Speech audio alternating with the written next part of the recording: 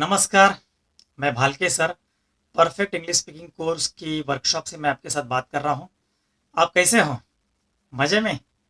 अभी हम तो लॉकडाउन के क्रूशल समय से गुजर रहे हैं और लॉकडाउन में तो हमारा बहुत बुरा हाल है। हम लोग लॉकडाउन में अटके पड़े हैं। तो बहुत से लोग अपने घरों में हैं, बैठ रहे हैं और मोबाइल, लैपटॉप, कंप्यूटर ना जाने क्या क्या चला रहे हैं और घंटों देख रहे हैं।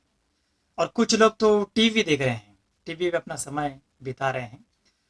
तो ऐसे में कुछ लोग जो हैं, जिनकी बहुत सालों की मंशा ये है कि हम इंग्लिश बोले सीखें, हम धारा प्रवाह युक्त इंग्लिश बोलना सीखें। क्या आपकी भी ऐसी मंशा है? इसलिए तो आप देख रहे हैं। ठीक है। तो बहुत लोगों की ऐसी मंशा है और न जाने वो वीडियो देख रहे हैं, लैपटॉप के जरिए, कंप्यूटर के जरिए सीखना चाहते हैं। कुछ लोग अपना वक्त जाया करने के लिए किताबें पढ़ रहे हैं और किताबों से नॉलेज पाने की कोशिश कर रहे हैं, तो अच्छी बात है। तो अभी हम यहाँ पे देखेंगे कि इंग्लिश कम से कम समय में कैसे सीखी जाती है। उसके बारे में जो नुस्खा है, जो ट्रिक है, उसके बारे में हम लोग यहाँ पे बात करेंगे।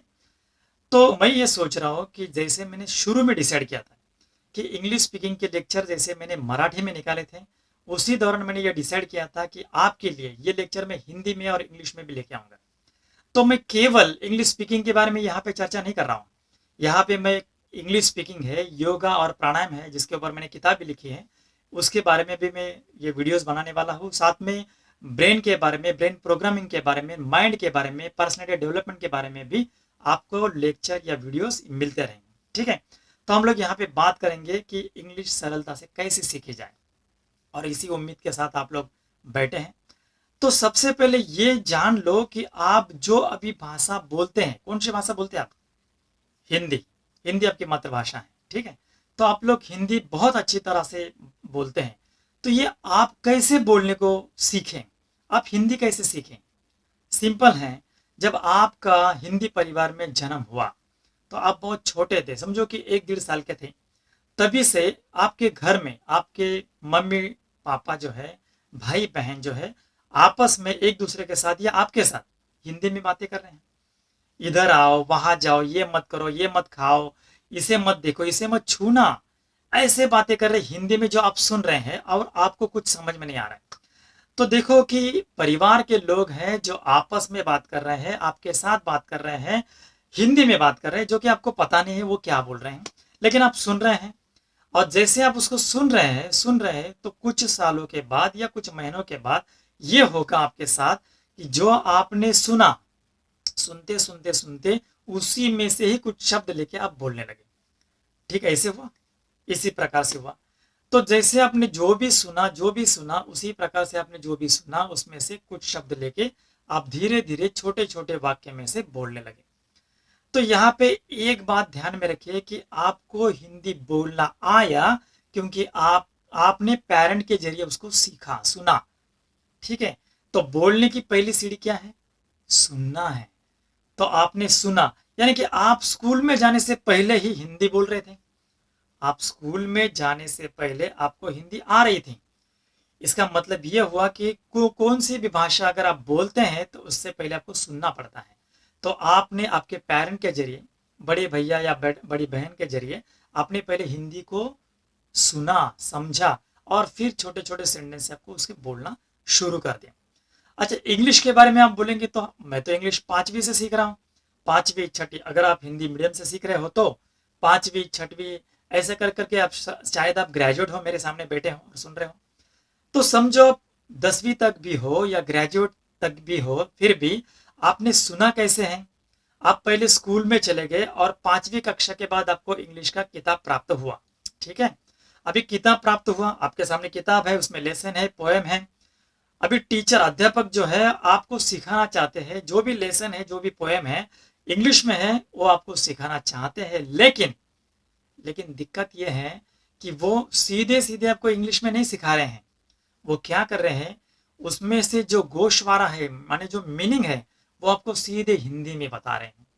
तो पूरी पोयम, पूरा लेसन जो है आपके सामने आया हिंदी के रूप में, हिंदी की भाषा में।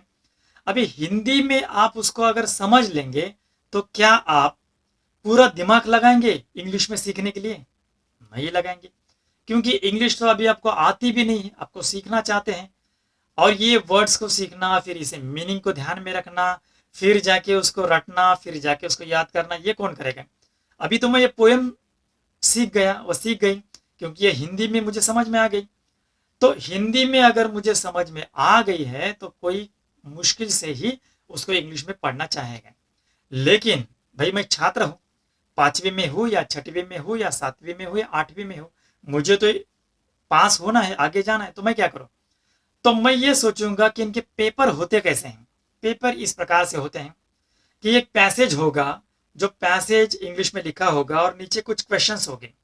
मैं ये देखूंगा कि वो क्वेश्चन में कौन से ऐसे शब्द हैं जो पैसेज में आते हैं, तब मैं क्वेश्चन को अच्छी तरह से पढ़ लूंगा। मैंने क्वेश्चन पढ़ा, मुझे क्वेश्चन कुछ समझ में नहीं आया, लेकिन मैंने ये देखा कि क्वेश्चन में जो शब्द है, सेंटेंसेस है, वो पैसेज में मिलते हैं क्या?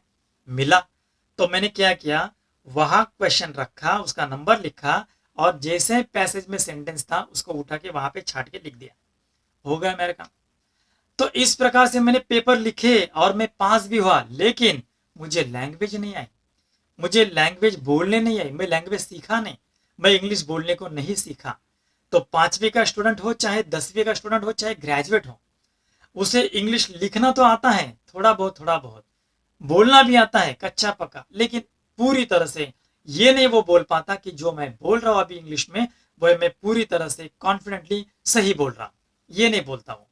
बोल तो रहा है, वो कच्चा पक्का जो भी सीखा था उसके तहत वो बोल तो रहा है, लेकिन वो खुद नहीं ये कॉन्फिडेंटली बोल पाता कि जो मैं बोल रहा हूँ इंग्लिश में, वो कॉन्फिडेंटली आपके सामने मैं बोल रहा हूँ। तो आपकी दिक्कतें यही है कि आप धारा प्रवाह इंग्लिश नहीं बोल पा रहे फिलहाल। तो मेरी ये कोशिश रहेगी कि आपको धारा प्रवाह इंग्लिश कैसे आए, तो मेरे ये वीडियोस देखते रहिए। चलो अभी बात करते हैं जो इंग्लिश मीडियम में बच्चे जाते हैं उनके बारे में होता क्या है। समझो बच्चे इंग्लिश मीडियम में जा रहे हैं, समझो वो फर्स्ट में है, सेकंड में, थर्ड में, जो भी सीख रहा है छोटी कक्षा में। जैसे स्कूल में वो जाता है, 2-3 4-5 घंटे वो टीचर के साथ हैं, तो टीचर उसके साथ इंग्लिश में ही बात कर रहे हैं। जैसे भी क्लास में इंटर हुआ से लेके घर तक जा रहा है, तब तक टीचर के साथ वो इंग्लिश में ही बात कर रहा है, टीचर उसके साथ इंग्लिश में बात कर रहे हैं। तो उसके कानों पे सिर्फ इंग्लिश ही पढ़ रही है, इंग्लिश वो सुन रहा है।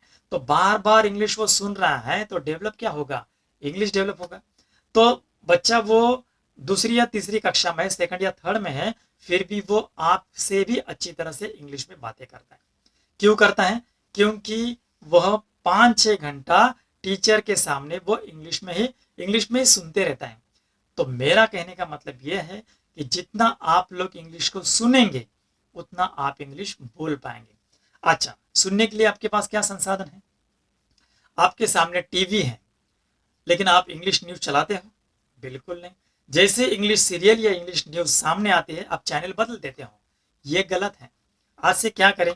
आज से ये करें कि जब भी आप टीवी के सामने बैठे हो और आपको अभी इंग्लिश सीखना है, तो आप ये काम करें कि इंग्लिश चैनल, जो न्यूज का चैनल है, उसे खोले और उसे देखें। बिल्कुल समझ में ना आने दो, नो प्रॉब्लम, लेकिन आप उस इंग्लिश को सुनते रहें, बार बार सुनते रहें। सीरियल लगाओ इंग्लिश में और उसको सुनते रहो, कोई दिक्कत नहीं। बार बार इंग्लिश के जो भी सीरियल्स है, प्रोग्राम्स है, जो भी है, उसको सुनते जाएं, सुनते जाएं।